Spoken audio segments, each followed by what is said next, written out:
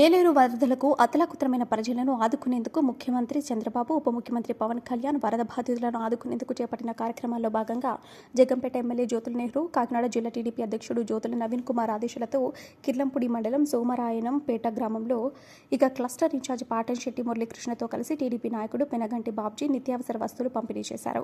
కూటమి ప్రభుత్వం అందించిన 25 కేజీల బియ్యం, కందిపప్పు, బంగాళదుంపలు, ఫామాయిల్, ఉల్లిపాయలు, పంచదార పంపిణీ చేస్తున్నామని కిర్లంపూడి మండల తెలుగుదేశం పార్టీ బీసీ నాయకుడు పెనగంటి బాబ్జీ అన్నారు.